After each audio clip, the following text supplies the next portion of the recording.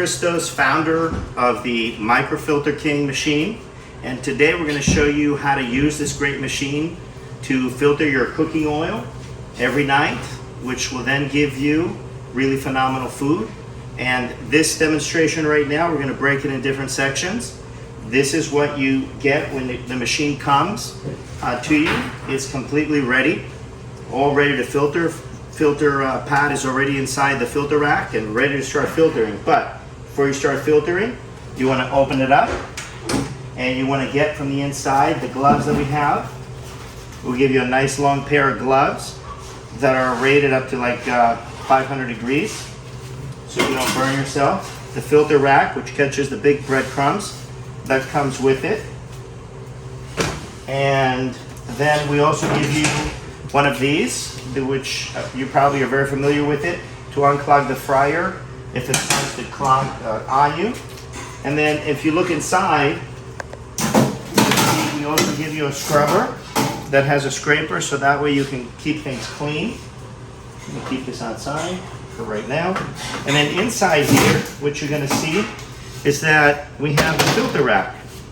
The filter rack is what holds the filter pad, which filters to a microscopic level. So when you put this in, basically, you're going to undo these by hand, no pliers needed.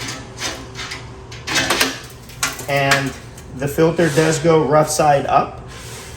And pretty much you could either put it where it extends on both sides, or you can put it like this, where it extends on this side. Doesn't really matter which. What is important is that you can use it to roll up when you're done, and this is full of debris, frying debris. Roll it up, throw it in the garbage, okay? It's just breadcrumbs, so you could throw it out, okay? So we put it back in. Make sure it sits inside like that. Now when we close these, you want to tighten by hand, no pliers needed, but you want to tighten by hand as much as possible. Wear your gloves so you don't burn yourself if it's hot. Some people, after they're filtering, they actually do this the next morning, so it's nice and cool. So you can do it either in the night or you can do it in the morning. But remember, your fryer, when you're filtering, has to be at 350 degrees, and you shut it off right when you start your filtration process. But definitely leave it at 350 when you're filtering. You cannot filter with cold oil. So as soon as that's done, you want to lift here. You see these two rubber O-rings. These two rubber O-rings, if they're ripped, sometimes they can rip when you're putting it in and out, the way it sits inside the machine. If it's ripped, we give you two of these with every new filter every month that you get, your 30-pack of filters. So make sure that you swap it. It comes out pretty easily. Just squeeze it right here with a little paper clip or with your finger or fork. You can get it right out and put them right back in again. These have to be nice and oiled, so that way when you put it in, it doesn't burn. So you want to wet these a little bit right here. It really comes oiled. We actually check this. We oil the bottom, we oil this as well. Just doing it to show you. And now we're ready to sit it. If you look inside here, you will see a hole in the bottom of the tank. That's where this goes in. So you're gonna do this and make sure that it sits inside like that, okay? Otherwise, if it doesn't sit inside, then that's a problem because it's not gonna filter properly. So you wanna get these out, which come to you every 30 days.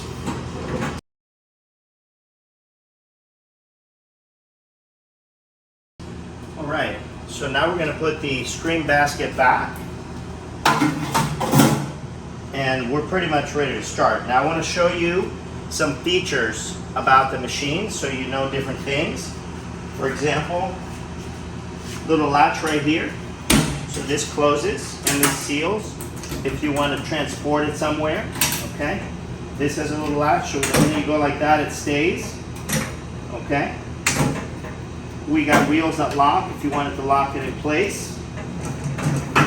Here we have red thermal hose that's rated up to 500 degrees Fahrenheit.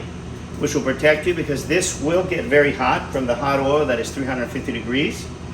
The little vents here are really cool because they actually let heat escape. So when you hold it here, this will get very hot, this will get hot, but this handle will not get hot. So it's really good. Even though we give you gloves, just in case you touch it by accident, you don't want to burn yourself, so we got this, okay? It has a little hole right here so that you can sit right here. So that way you're not flipping it and dragging it. It goes right inside here, okay? These handles are collapsible if you have, you don't have a lot of space. Push the little knobs right here, and it collapses all the way, okay? So it's going to be a little tricky with my gloves because they're going to catch all the time. Ow.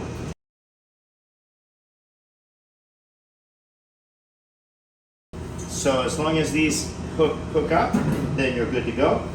The other thing I'm going to show you here is that we have a forward, off, and reverse position. Forward, off, and reverse, okay? The reason why we do that and why this machine is very important to have a reversible pump is that when you're filtering from fryer 1 to fryer 2 to fryer 3 and more frying debris clogs that filter, you're going to notice that your 5 gallons per minute of oil is going to start to slow down a little bit. So at that point, what you want to do is stop the machine and dip the gun inside the oil at the top as much as possible, because now we're going to vacuum from here, and that's what reverse does. It vacuums, brings oil from underneath the filters and actually pushes the debris off the filter, and actually it cleans it, and that way pushes it away. So then you stop it and you put it on forward, so that way it can go to 4 or 5 gallons per minute again. So it's you only do that for about 10 seconds. When the filtration process becomes a little slow, or if you see the oil spurting a little bit, you know, then at that point you want to shut it off, put it on reverse for 10 seconds, and then take it back out. You never want to use this to vacuum oil, okay? We had one customer that we gave the machine to, and the first time they got it, they said, "I'm sorry, we can't get this thing to work." I'm like, "Okay, tell me what you did." And what they did was they brought the machine here and they started vacuuming the entire fryer with the oil through the gun. Well, you can't do that. This is gravity fed. You're supposed to open up your fryer, okay, hook up that pipe to here, shut it off on from 350 to 0, and let it drain all in here. And once it drains in here completely and the fryer's empty, okay, then you put it on reverse. And now what's going to happen is the oil is going to shoot out in here from that's inside the tank. It's going to shoot out here, keep coming out inside the tank there, and let it circulate for a good 5 to 6 minutes. Okay, that's the way you do it. All right, so we're going to show you that process in a minute. One other thing that I wanted to show you is the reset button. So this machine, it's very intelligent. It has a safety mechanism inside the motor and the pump, so you don't burn it in case something happens. It has an automatic setting where it shuts off. So if it shuts off and it needs to cool or whatever, then all you do is you put a screwdriver right in here, a little red lever right next to the pump, and you can actually reset it. So that's your reset button right here. All right? So now we are gonna, before we do the oil filtration, we're actually going to talk a little bit about how to filter, okay?